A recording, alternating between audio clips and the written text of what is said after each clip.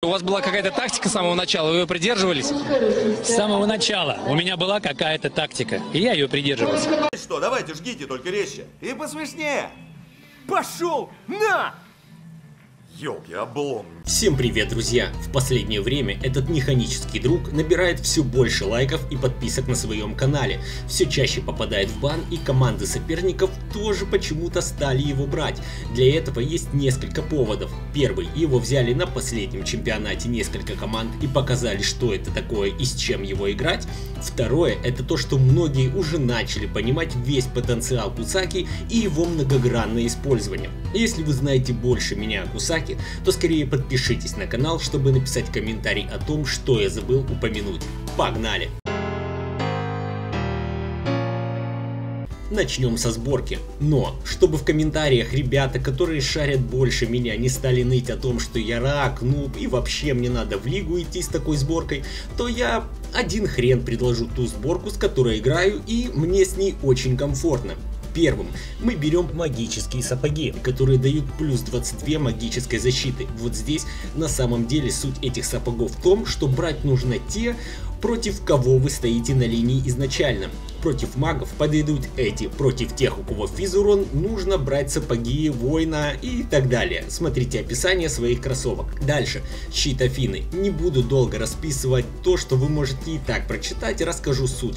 А суть проста. С щитом Афины магический урон вам становится таким же маленьким, как ваши атаки башням без крипов. То есть маги и прочие выдуманные персонажи со своим уроном вам будут практически не страшны. Дальше, берем древняя кераса. Она работает так же, как щит Афины, только против физурона. Что мы имеем на данный момент? Пока у нас нет урона, но есть защита и достаточно хорошая.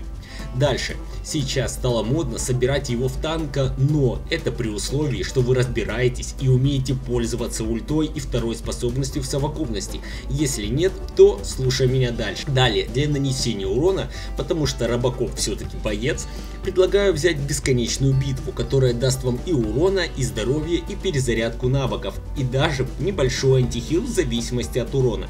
Следующий предмет — это говорящий с ветром, который позволит терминатору махать руками быстрее. Бонусом даст маленькие тайфунчики, которые будут отлетать от врага к врагу, от крипа к крипу.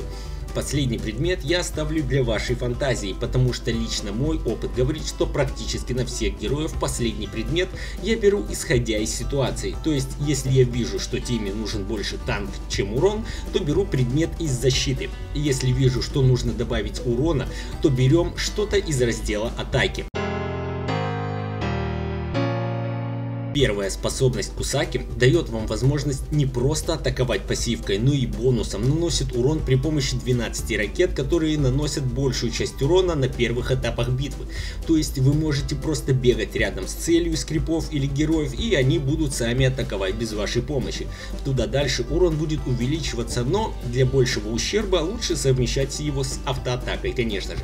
Далее, вторая способность. Вот здесь уже самое интересное. Мало того, что вторая способность дает вам ускорение, которое вы можете использовать как эскейп и как способ быстрее добраться до нужной точки на карте, по аналогии с первой способностью, которая совмещается с автоатакой. Здесь, кроме ускорения, вам дается возможность подбрасывать как соперников, так и союзников. Сейчас запомните, что подбрасывая врага, вы на короткое время оглушаете их, и подбрасывать их нужно не просто вверх над собой, а в сторону.